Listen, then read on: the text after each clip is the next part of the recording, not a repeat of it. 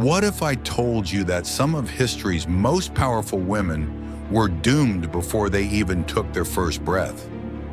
For centuries, royal families made a terrifying bargain. They traded genetic health for political power, creating bloodlines so twisted that family trees looked more like tangled webs. Today, we're diving into the shocking, heartbreaking, and sometimes disturbing stories of history's most inbred women. And trust me, by the time we reach number 1, you'll understand why this obsession with pure blood created some of the most tragic figures in human history.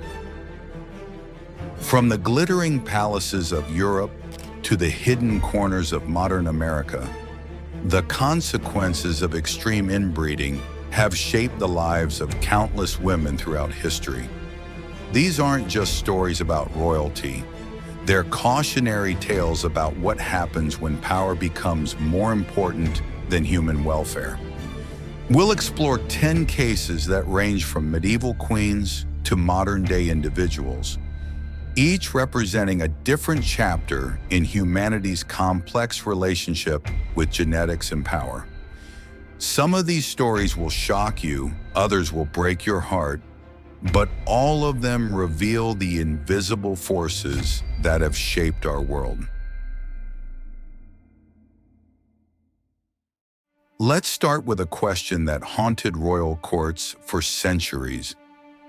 The practice of royal inbreeding wasn't born from ignorance. It was a calculated strategy. Royal families believed that marrying within their bloodlines would preserve their divine right to rule and prevent their wealth from being diluted by common blood. Picture this. You're a princess in 16th century Europe. Your marriage isn't about love, it's about maintaining a genetic monopoly on power. Your parents, who are likely cousins themselves, will choose your husband from a pool of relatives because outsiders are seen as threats to the family's political dominance. This strategy worked for maintaining power, but it came with a devastating cost that these families either didn't understand or chose to ignore. Now let me show you exactly how this played out with our first case. Our first case proves that even being welcomed as an heir couldn't save you from your family's genetic legacy. Isabella II of Spain, who ruled from 1833 to 1868, was born into what can only be described as a genetic maze. Her birth was the result of a union between an uncle and his niece, but it gets more twisted. Her grandparents on one side were also her great-grandparents on the other. At just 16, Isabella was married to her double second cousin. She bore 11 children, yet only 5 survived past infancy. Here's the shocking part. Many historians believe her husband fathered none of those surviving children, suggesting their marriage was strained by issues that went far deeper than politics. Imagine being a teenager, forced into marriage with a relative, watching child after child die, all while carrying the weight of an empire on your shoulders. Isabella's story isn't just about royal duty. It's about a young woman trapped by her ancestors' choices. But Isabella's story is just the beginning. Let's travel to Austria, where the Habsburg dynasty was perfecting the art of genetic concentration.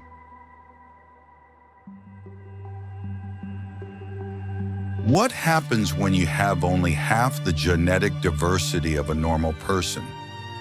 Marie-Louise of Austria lived that reality.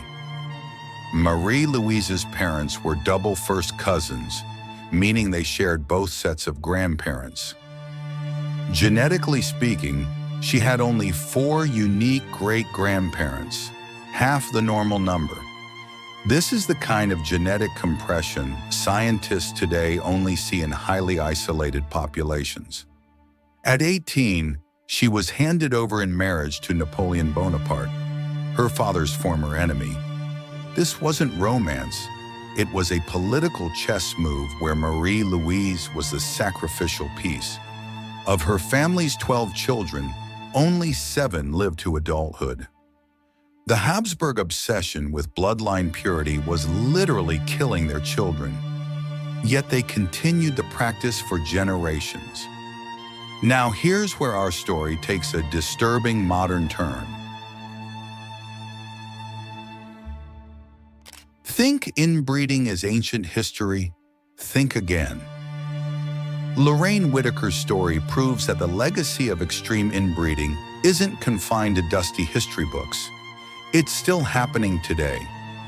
Featured in a well-known documentary, the Whitaker family became a case study in what happens when generations of isolation and intermarriage continue unchecked. Lorraine is documented as one of the most inbred individuals in recent memory and is the mother of Timmy Whitaker, often regarded as possibly the most genetically affected person alive today. Their story serves as a chilling reminder that this isn't just royal history, it's human history repeating itself in hidden corners of our modern world. But let's return to the royal courts where the consequences were playing out on a grand scale. Here's someone whose genetic legacy surpassed even the most famous cases of royal inbreeding. Maria Antonia of Austria achieved something no royal should be proud of. She surpassed even her infamous uncle Charles II of Spain in terms of inbreeding. While Charles is often cited as the ultimate example of Habsburg genetic downfall, Maria Antonia's family tree makes his look simple. Her ancestry wasn't a tree at all. It was more like a dense, looping vine. Some geneticists have called it a genetic circle rather than a lineage. The extent of her inbreeding was so severe that her genetic similarity matched that of a child born to 2 full siblings.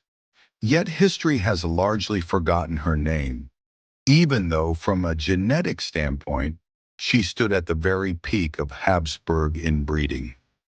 Now let's travel back even further in time, to ancient Egypt, where we find perhaps the most tragic case of all.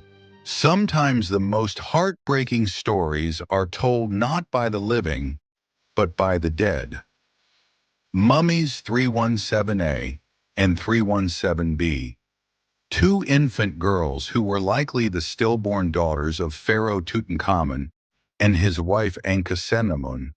But here's the haunting detail. Ankhesenamun wasn't just Tutankhamun's queen. She was also his half-sister.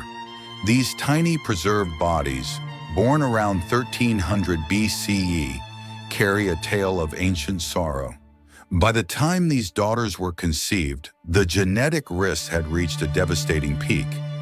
Their short lives, marked by deformities and frailty, remind us that even divine kings couldn't escape the cruel mathematics of inbreeding. Even in ancient times, even among those considered gods on earth, biology had the final word. And now we reach our final case, the woman who embodied the ultimate expression of calculated inbreeding for power. Forget everything Hollywood taught you about Cleopatra. The real story is far more complex and tragic. Cleopatra II Philopator was the genetic culmination of generations of tightly woven lineage. Though Egyptian by rule, her bloodline was purely Greek-Macedonian, born from the Ptolemaic dynasty, which relentlessly practiced brother-sister and uncle-niece marriages. Her parents were siblings. Her grandparents were also siblings. Her own siblings married each other before she eventually ruled alone.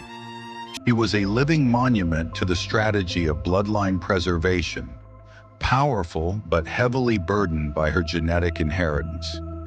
Even her name, borrowed from a rare Syrian princess, was one of the few hints that any outsider had ever been allowed into the family tree.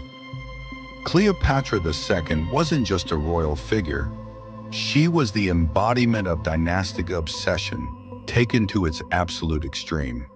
From Isabella's tragic reign to Cleopatra's genetic burden, from ancient Egyptian tombs to modern American towns, these stories reveal a universal truth. The pursuit of power and purity has always come at a devastating human cost.